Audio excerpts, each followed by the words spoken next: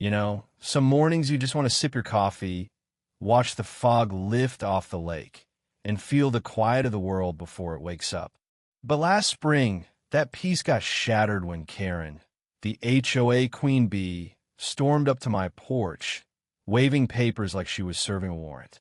"Tear down your gate, Mike," she snapped. "It's blocking community access."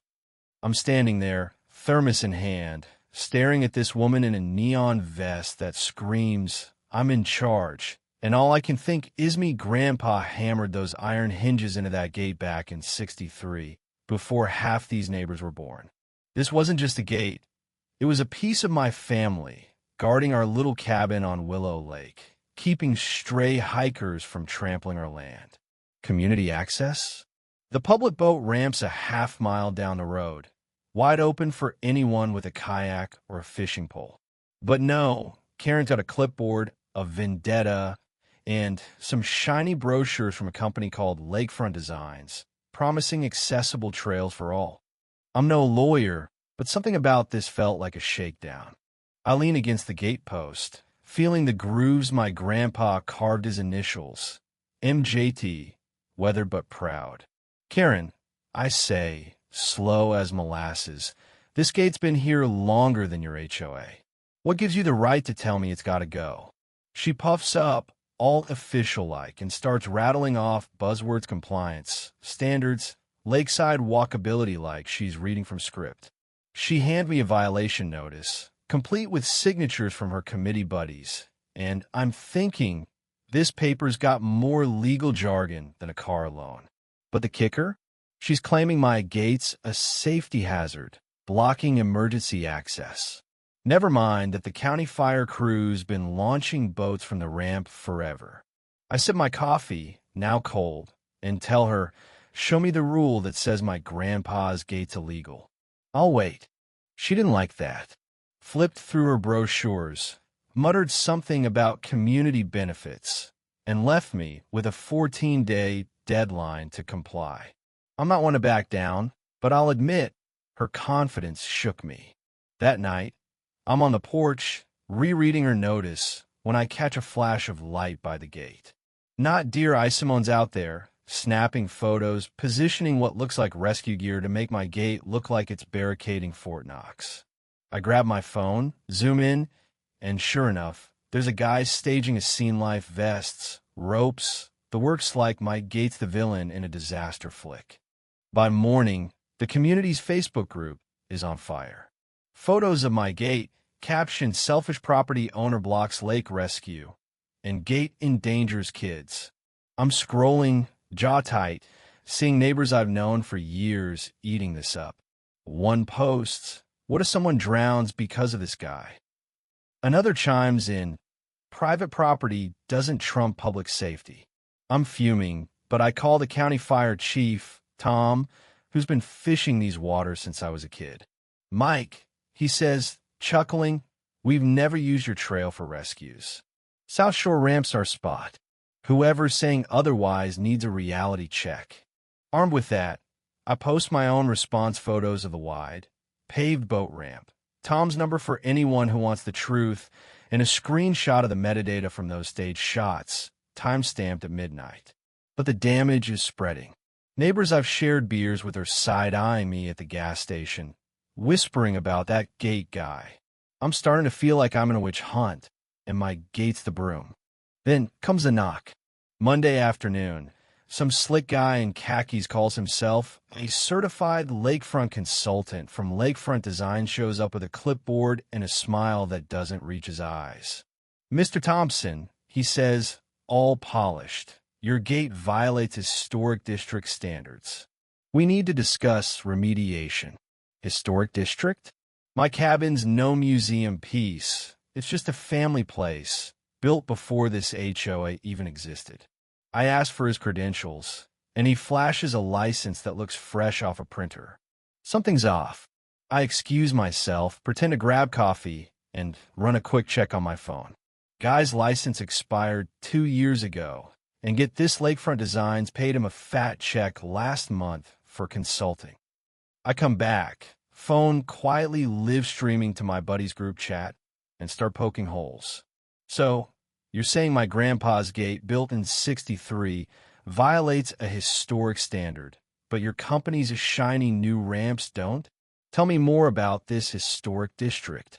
He stammers, shuffles papers, and mumbles about complex regulations. My phone's blowing up with laughing emojis from friends watching the stream. I pull out Grandpa's old permits, county stamp from the '60s, and hold them up. These say my gate's legal. What's your paperwork say? His face goes pale, and he's packing up faster than you can say fraud. But Karen's not done. By Wednesday, I get an email about a joint committee review from 3 HOA groups: landscaping, lake access, and community events, all ganging up to enforce compliance. The meeting minutes read like a bad novel. Emergency votes, no notice, and signatures that look like they were scribbled by a toddler. I show up to the next landscaping meeting, recorder on the table, and call them out. You're telling me 3 committees meeting at the same time all decided my gate's the devil? Show me the board approval. Karen's there, not even a member, steering the talk like she owns the place.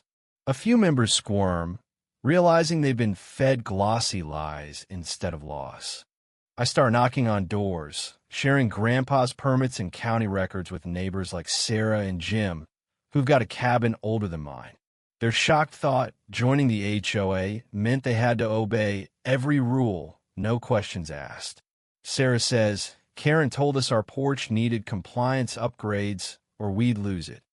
Jim adds, she said the board backed her up. That's when my buddy Rick, who's been digging through HOA files, calls with a bombshell. Mike, those board signatures? Forged. Karen's been faking approvals for months, not just for UDEX, fences, even tree removals. The scope hits me like a brick. This isn't just about my gate. It's a power grab, with Karen and her vendor pals profiting off fake rules.